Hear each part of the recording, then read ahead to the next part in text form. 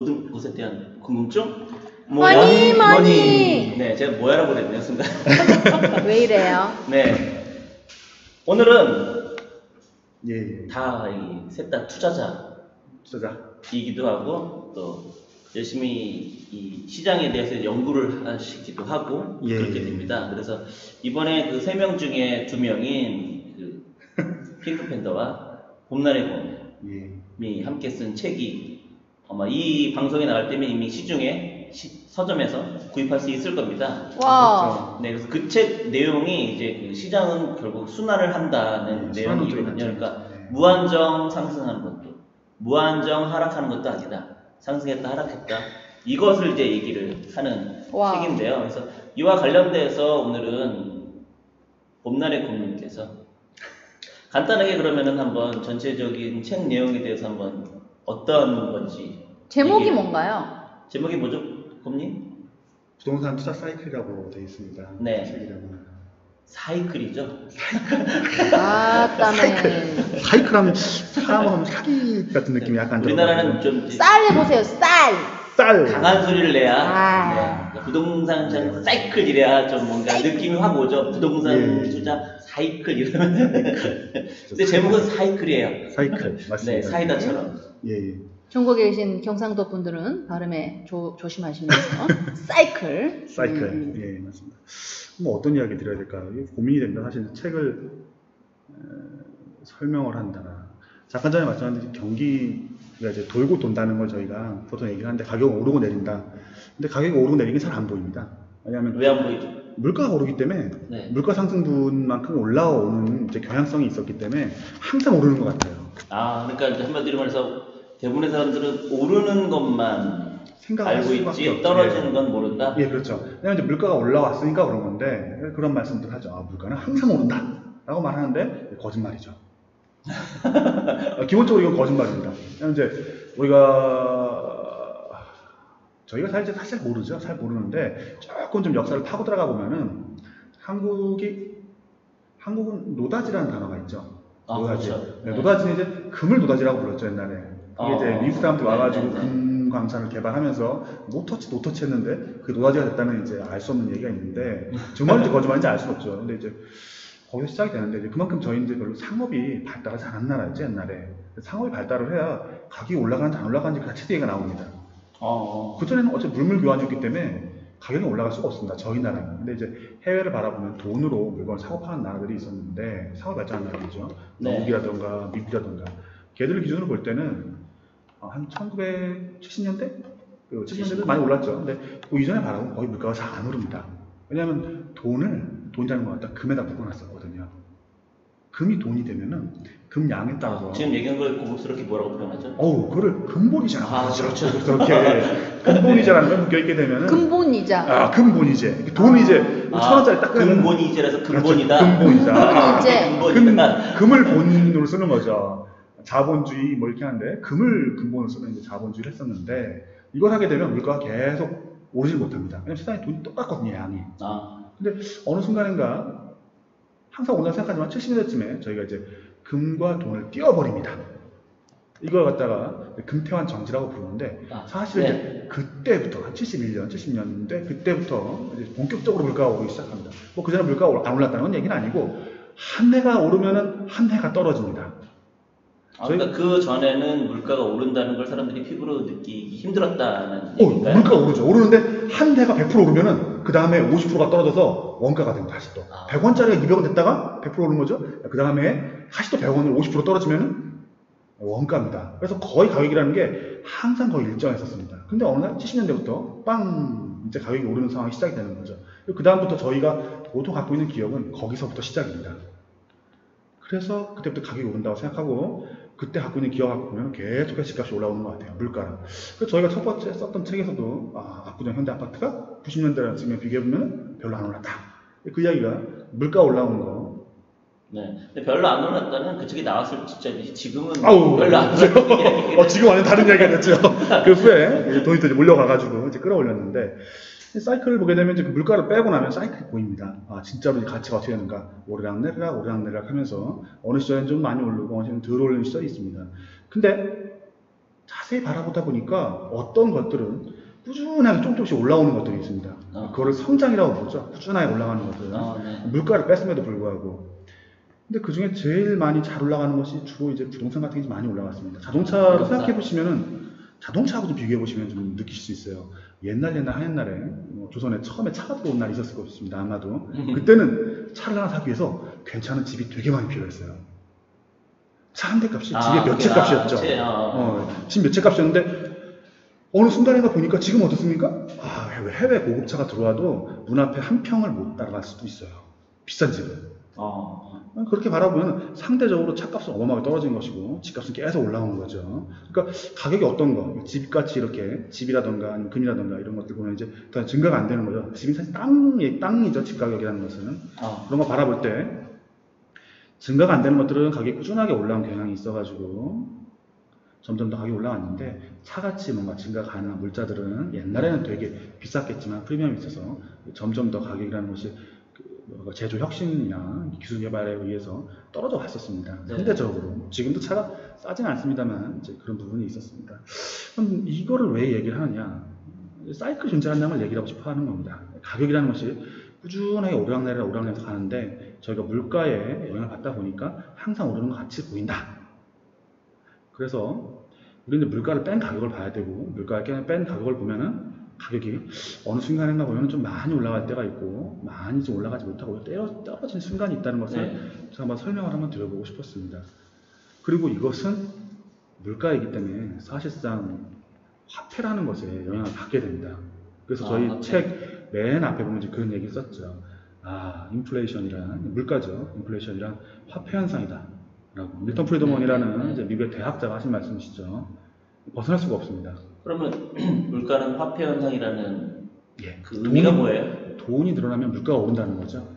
돈이 늘어나면, 그러니까 유동성이라고 표현하는 그거? 저희가 유동성이라고 표현하는 게 이제 바로 그것이죠. 그러니까 돈이 늘어나면은 결국 이제 물값이 오르고 그게 이제 가격이 올라가고 하는 거죠. 근데 자동차는 그거 왜 안 올랐냐? 덜 올랐냐? 역시 그거는 생산성의 향상으로 위해서.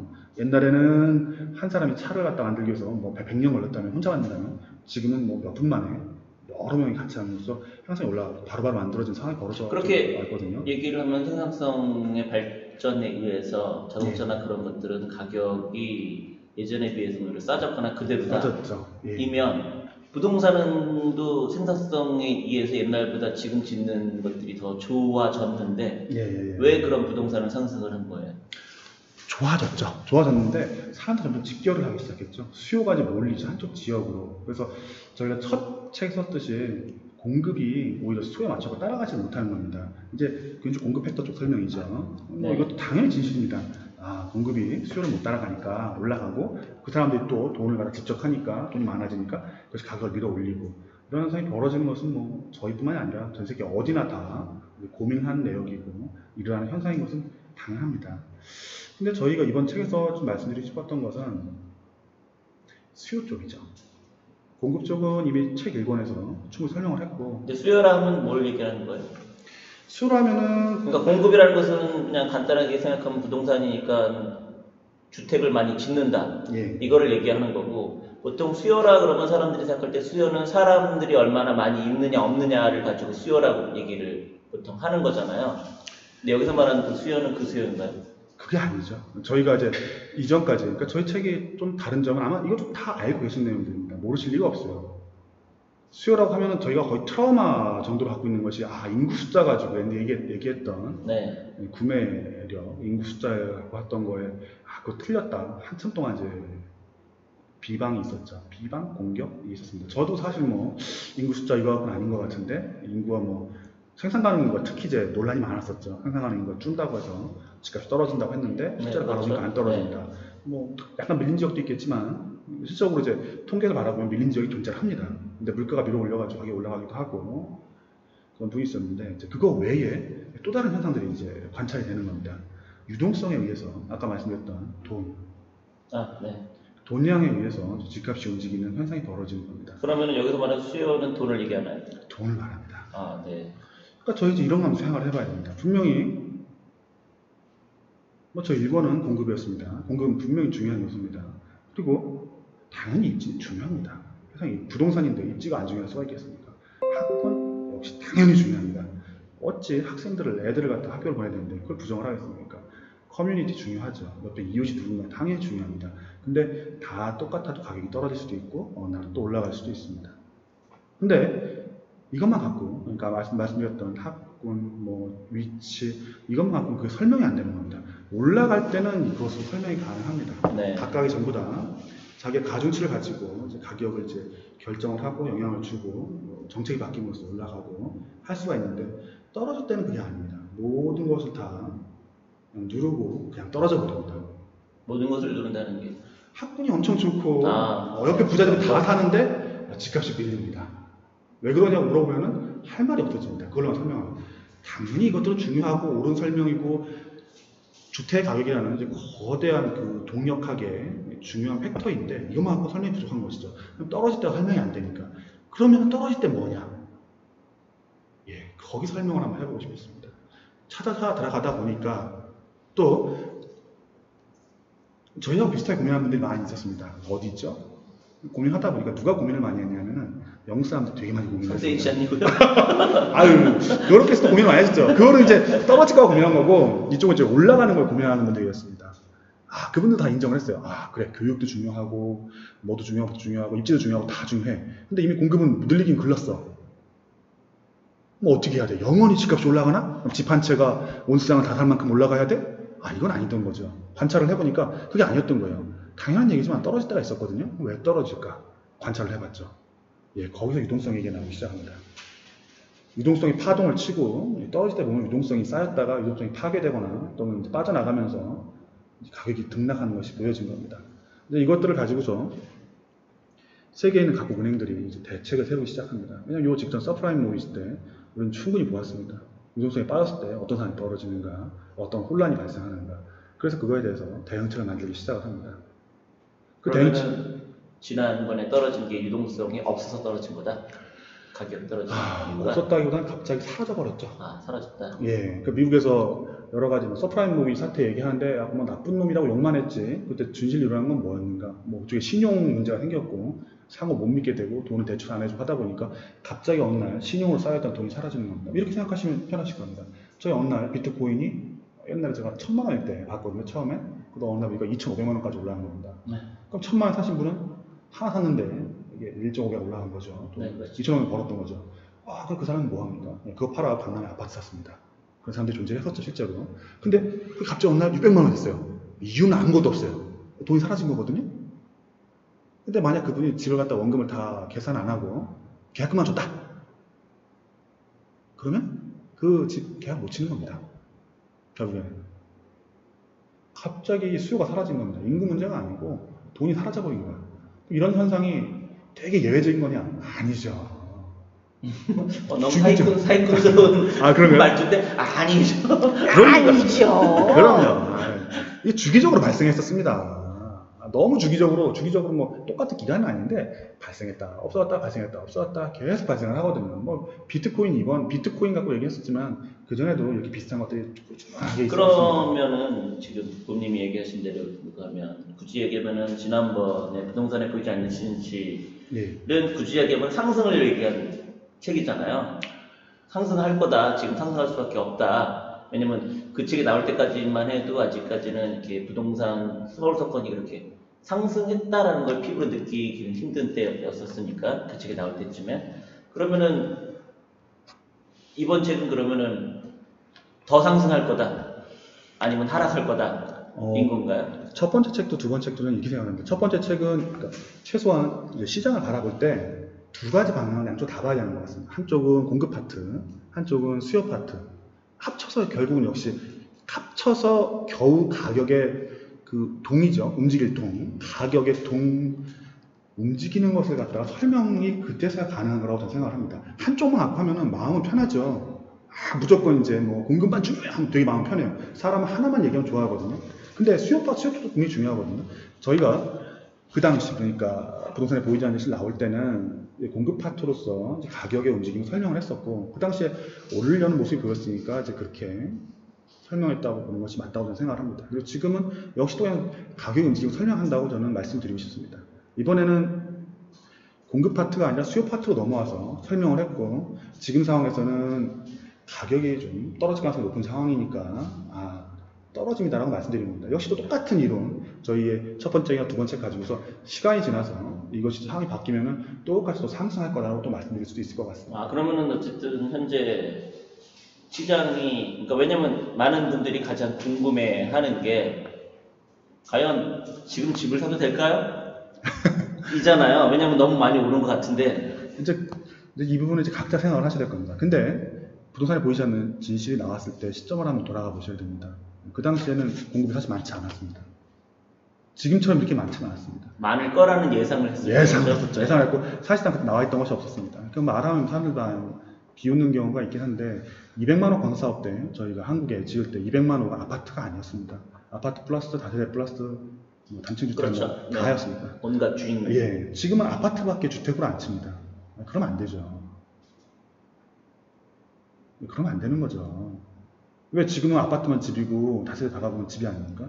4세대 다가구 통계도 있잖아요. 통계도 있죠. 근데 그걸 무시해요. 싹 그냥 다. 너무 아파트 위주로 아파트로만 생각을 하는 거예요, 사람들이. 투자가 아파트라니까 그건 맞습니다. 근데 공급은 존재를 하거든요, 사실상. 그러니까 부동산에 보이지 않는 진실이 틀렸다. 공급을 부정하는 게 아닙니다. 이미 200만 호가 허가가 나갔어요. 지난 몇 년 사이에. 3, 4년 사이, 5년 사이에. 그러면은 본인이 얘기한 건 결국엔 그거네요. 공급과 수요. 그러니까 공급이 이길 때가 있고 수요가 이길 때가 있는데, 그렇죠? 그렇게 이제 일단은 균형의 문제라고 봅니다. 근데 균형의 문제이긴 한데 세상사가 늘 균형 있게 가는 건 몇 년 안 되잖아요. 그렇죠.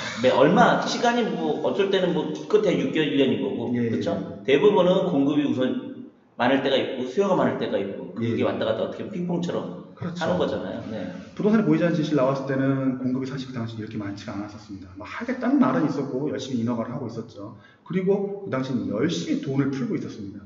유동성의 공급이라고 불리는 부분이죠. 지금은 돈 빌리려면 어떻게 해야 되죠? 그때보다 훨씬 힘듭니다. 지금 공급은 그렇죠. 네. 공급은 넘쳐납니다. 그렇죠. 이미 지어져 있는 거 그리고 그때 짓고 있는 것을 뻔히 바라보고 있습니다. 그럼 그때는 어떻게 했죠? 그때 수요층 인구는 변함이 없습니다. 그때나 지금이나 인구가 늘긴 늘었죠. 조금 외국인들 들어왔으니까 사람 돈도 벌었습니다. 그렇죠. 예. 근데 뭐가 문제가 됐죠? 양쪽입니다. 공급이 줄고 돈이 많이 풀리면은 가격이 오르기 쉬울 것이고 공급이 많고 돈을 안 빌려줘 하면 당연히 가격이 떨어지기 쉬운 것입니다. 근데 지금은 어느 쪽에 있는가 각자 생각하시면 됩니다. 자기가 서 있는 위치에서 자기가 지금 바라보고 있는 위치에서 여기는 공급이 쉬울까? 공급이 어려울까? 또는 유동성이 잘 들어와 있을까? 잘 빠져 있을까? 이거에 따라서 좀 다르게 반응하는 것입니다. 그리고 또 하나 계속 부정되고 있긴 한데 글로벌 동조화 영향도 분명히 존재를 합니다. 어렵게 가네요, 갑자기. 그렇죠. 갑자기 글로벌 동조화? 웬 기시다랄까 오는 소리가 갑자기. 네, 부동산 가격의 글로벌 동조화 계속 부정당하긴 하는데 존재를 합니다, 실제로. 왜냐하면 글로벌 동조화가 너무 깊이 들어간 내용은 책을 읽어보시고 이렇게 딱 말씀드리면 될 것 같아요. 자연스럽게 책 판매. 책 판매를 좀 권장하는 건 아닙니다. 예.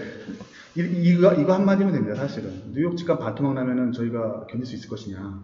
서울 집값이. 강남이 좋다? 좋은 거 인정해요. 나쁘다는 나요, 누가 언제? 뉴욕 집값 반토막 나면은 강남 집값이 버틸 것 같느냐. 아니면 런던 집값이 반토막 나면은 우리가 버틸 수 있을 것 같느냐. 그럼 얘기하신 거로 막 글로벌 동조를 얘기하다 보니까 일반 사람들이 생각할 땐 뉴욕의 맨하탄의 아파트가 반값 내는 거랑 우리 강남 아파트 무슨 상관이야? 라고 생각을 하시는데 큰 연관이 있다. 이렇게 생각하시는 거죠. 큰 연관이 있죠. 네. 두 가지 경로로 이제 파급이 되게 됩니다. 뉴욕 집값이 반토막 나면 저희가 물건을 팔 수 있을까요? 못 팝니다. 집값이 반토막 날 정도 상황이 되면 서프라임 사태인 거죠. 미국 맨하탄에 있는 맨션 아파트가 50% 떨어질 수 있다고 얘기를. 떨어질 수 있다가 아니죠. 떨어진다요? 그런 상황은 쉽게 안 벌어집니다. 세계의 중심지가 그렇게 막 무너져 내리진 않죠. 근데 추세가 존재하는 겁니다. 생각해보셔야 됩니다. 저희는 이제 채찍 효과라는 걸 알고 있습니다. 세계 글로벌 동조화 이런 얘기 나오는데 부동산 가격이 아니라 세계 경제가 저희 혼자 사는 게 아니지 않습니까? 세상이. 미국 경기가 좋으면 저희도 좋을 가능성이 높고 항상 좋은 건 아니죠. 지금 미국은 좋은데 우리 안 좋으니까. 근데 그나마 미국이 지금보다 더 안 좋아지면은 예, 저희가 좋을 수는 없습니다. 집값이 오르려면은 누구나 다 알죠. 살기 좋고 먹고 살기 좋아야 올라갑니다. 그럼 걔네가 집값이 떨어진다는 거는 정말 어려운 겁니다. 옛날에 맨날 그 얘기 있지 않습니까? 어른들이 하는 얘기. 야, 미국이 한번 기침하면은 우리는 알아듣는다고. 네. 똑같은 얘기입니다. 전 세계 경제가 점점 더 통합되어 있고 개방이 됐기 때문에 한쪽 지역에 집값이 움직인다는 것은 사실상 그 지역 경제가 좀 나빠지는 것입니다. 그리고 그 경제가 중심권에서 나빠질 경우에 점점 퍼져나가는 것이죠. 두 가지 이제 채널이 있는데 이게 하나의 채널입니다. 나머지 채널은 책을 읽어보시면은 금융 채널 쪽은 설명 좀 나올 거고요. 너무 이것에 대해서 이제 부정적으로 안 봤으면 좋겠습니다. 왜 우리 동네 집값이 무슨 딴 나라랑 무슨 상관이 있냐? 상관이 없을 수 있겠죠. 근데 미국 집값 반토막 나고 영국 집값 반토막 나면은 저희 집값이 버틸 수 있겠습니까? 가슴에 손을 얹고 생각 안 해보십시오. 안 됩니다. 그러면 사실은 아까 제가 질문 드렸던 것처럼 저한테도 많이 묻거든요. 예. 집값이 하락할까요? 또는 언제 사야 될까요? 라고 얘기하면 저는 그렇게 얘기하거든요. 강의할 때 자신 있게 얘기하는데 하락합니다. 라고 얘기를 해요. 그럼 깜짝 놀래요. 그래서 얘기를 하죠. 10년 내에 하락합니다. 다만 그게 다음 달일지 5년 후일지 10년 후일지는 모르겠으나 10년 후 내로는 하락하는 걸 저는 반드시 확신을 합니다라고 얘기를 하거든요. 예. 그래서 그렇게 얘기를 하죠. 그렇다고 해서 지금 집을 사지 말아라는 뜻이 아니라 집을 사는 건 좋은데 너무 내가 산 집이 계속 오를 거라는 확신을 갖지 말고 혹시나 떨어질 가능성이 있으니 그때 나는 버틸 수 있을까를 감안하고 사시면 되지 않을까요? 라고 얘기를 하거든요. 네. 자, 그렇다고 하면 저는 10년 내로 가격 하락할 가능성이 있다, 한다 라고 얘기하거든요. 그럼 곰님은 거기에 대해서 어떤 의견이 있으세요? 초반에 말씀드린 것 같고 그냥 비교를 하면 될 것 같습니다. 어차피 가격 하락하든 오르든 필요한 집은 사야 될 것 같고 초반에 말씀드렸던 거 공급이 많으냐 수요를 한다는 거 사람 숫자도 중요하죠. 당연히 중요한 얘기입니다. 어떻게 그걸 부정을 합니까? 인간이 없으면 집을 못 사죠. 근데 집을 살려면은 그냥 사는 건 아니었습니까? 돈이 있어요. 돈이. 네. 내가 벌어서 집을 삽니까? 빌려서 사죠. 자금 조달을 해야 되지 않겠습니까? 두 가지 요건 비교를 해보는 게 맞습니다. 집이 지금 많이 들어와 있느냐, 많느냐, 공급이 첫 번째 썼던 책이고 두 번째 책은 지금 돈이 구하기가 쉬우냐. 네, 집 공급은 적고 돈이 많이 풀렸을 때는 사는 게 좋을 것이고 반대로 집이 많이 들어와 있고 많이 입주하고 있고 돈 빌리기 어려우면 안 사면 됩니다. 그러면 지금 얘기한 거에 근거하면 일반적인 그 뉴스 또는 강의 부동산 투자자들하고 약간 뉘앙스가 다르네요. 왜냐면 그분들은 현재 돈을 빌리기가 어렵다. 그렇기 때문에 오히려 저게 희소 가치가 있어 더 오를 거다 라고 얘기를 하고 있거든요. 근데 곰님은 오히려 그 반대잖아요. 아니다. 돈을 빌리기가 힘들기 때문에 오히려 집값이 하락할 거다. 이 얘기신 거잖아요. 그렇게 치면. 전체가 두 가지 들어갑니다. 하나가 아니고 두 가지. 공급은 많고 집은 못 사게, 사람들을 못 사게 만들면은 너무 당연한 이야기입니다. 공급은 많은데 살 수 있는 사람들의 손발을 묶어놓고 있습니다. 그러면 공급이 많으니 가격이 떨어져야죠. 수요금 이야기에서 크게 벗어나는 건 아닙니다. 옛날 선대인 씨는 인구로 말씀하셨고 그것도 학문적으로 연구 결과 중에 그걸 지지하는 연구가 사실 꽤 많이 있습니다. 그렇죠. 반대 결과도 2000년대에 엄청 많았죠. 예, 그리고 지금도 계속 나오고 있습니다. 그거 갖다 인구가 안 맞으니까 점점 파고 들어가고 무슨 인구야 이름 받쳐갖고 이름을 붙여서 점점 막 인구를 나눠서 하는 게 있고 그것도 틀렸다고 생각 안 합니다. 분명히 그것도 팩트로 영향을 주는데 다른 팩터들이 강력하니까 그거를 밀어 올린다고 생각합니다. 근데 기본적으로 시장을 돌아가는 건 두 가지. 공급이 많은가 또는 살 수 있는 여력을 만들어 주는가 그 문제인 것 같습니다. 여력을 때려 묶는 상황 속에서 공급을 많이 하면 안 되죠. 여력을 묶는다면 공급 자체를 줄여야 가격의 균형점이 좀 높을 것이고 공급을 많이 하는 상황 속에서 여력을 묶는다면 가격의 균형점은 당연히 내려가야 될 것입니다. 우리가 처음 책을 썼을 때는 공급은 묶여 있었고 살 수 있는 여력은 최대한 정부가 풀어주는 상황 속이었습니다. 그렇죠. 지금 상황이 바뀌었는데 왜 말을 바꾸냐고 말하는 것은 그다지 적정한 대화는 아닌 것 같습니다. 그렇게 얘기하면 그때랑은 상황은 정반대네요. 방황은 반대고 정부가 집값 올라가면 가만 안 두겠다고 하는 상황이고 지금은 그때는 어땠죠? 그때는 어떻게든 집값 올리려고 너희도 집값 올리려고 하는 거냐 하고 욕하면은 아니라고 하면서 계속 돈을 풀던 상황이었습니다. 눈에 보이게 안 보이게. 그러면은 아까 저는 예. 10년 내로 떨어진다. 국님은 그럼 거기에 대해서는 어떻게 예측하세요? 언제 그러면 하락할 가능성이 크다고 생각하세요? 뭐 언젠간 떨어졌다가 올라갈 수 있겠죠. 저는 떨어진다가 떨어졌다가 올라간다고 아니, 생각합니다. 그러니까 이제 그럼 어느 시기 정도에 떨어질 것 같다라고 얘기를 하세요? 연도로 얘기하면. 연도까지 찍어야 되는 거군요. 아, 나는 10년이라고 얘기했잖아. 저는 한 중간쯤 2021년 찍겠습니다. 아, 2021년이요? 네. 2021년쯤 찍고 2021년에서 한 1년 정도. 그러면 2021년이라고 얘기하고 이렇게 끝내버리면 너무 무책임하니까 이유는요? 왜 2021년으로 지목하는 거예요? 수많은 연도 중에? 제 블로그에 이제 이유는 저하고 올렸었는데. 네, 간단하게. 간단해요. 이 금리를 견딜 수가 없습니다. 금리? 예. 무슨 금리요? 집을 살 때 분명히 대출받아 집을 샀거든요. 네. 예, 그때가 15년, 16년에 사상 최저금리였습니다. 저희가 한 2%대? 3%대? 네. 예, 근데 2021년쯤 되면 대충 이게 한 2배쯤 갑니다.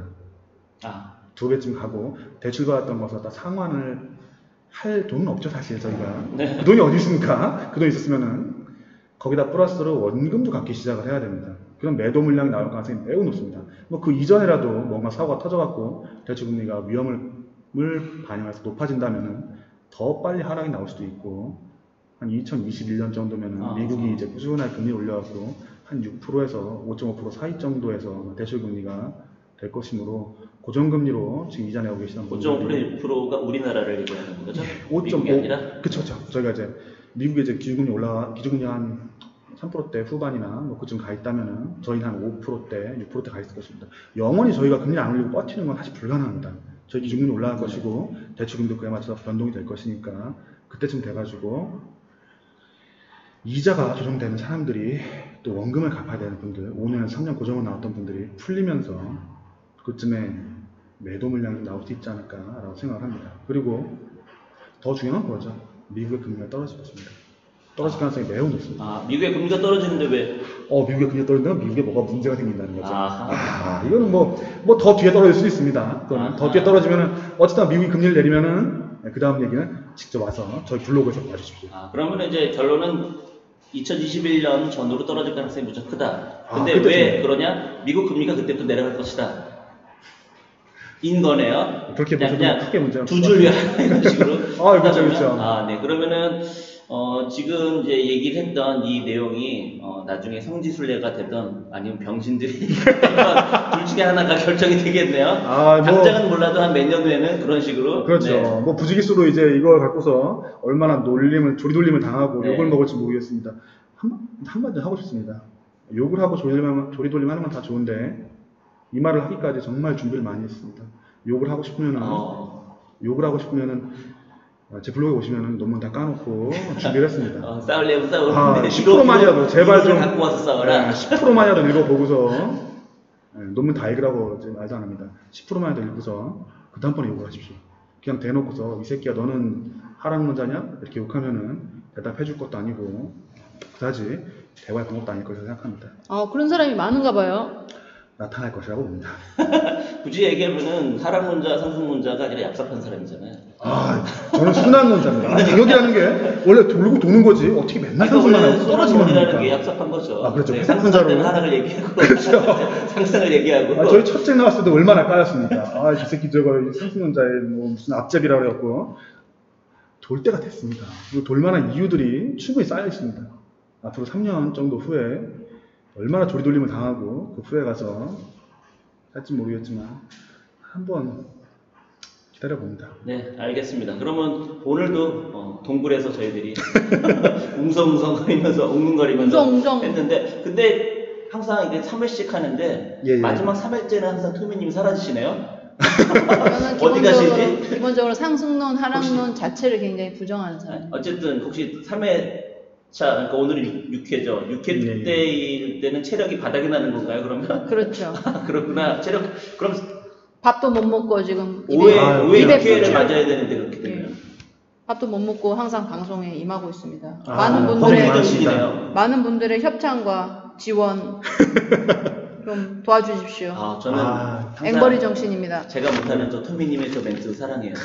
멋지십니다. 많은 제휴와 그다음에 광고 문의 협찬 근데 듣는 사람 몇십 명인데 너무 지원. 이게 그렇다고 VIP만 듣는 그런 아, 건 구독 좀 해주십시오. 저희 20명입니다, 지금. 네, 제작 지원도 많이 좀 네, 부탁드립니다. 어쨌든 저희 오늘 강의가 아닌 이 방송은 상당히 중요한 얘기를 오늘 2021년에 대해서 하락할 거다 예측을 하는 내용이었습니다. 오늘도 즐겁고 근데 오늘은 이 곰님이 혼자 얘기하다 보니까 상당히 평소에는 느릿느릿하다가 자기 얘기하니까 엄청나게 빨리 그냥 속사포처럼 입을 그냥 풀어버리네요. 끼어들치면서 따따따따따따 아유, 죄송합니다. 네, 했네요. 어쨌든 뭐 오늘도 이렇게 방송 들으시고 파도 보시느라고 다들 즐겁고 재밌었는지 모르겠습니다. 그러면 다음에 또 뵙도록 하겠습니다. 안녕. 여러분 안녕. 예, 감사합니다.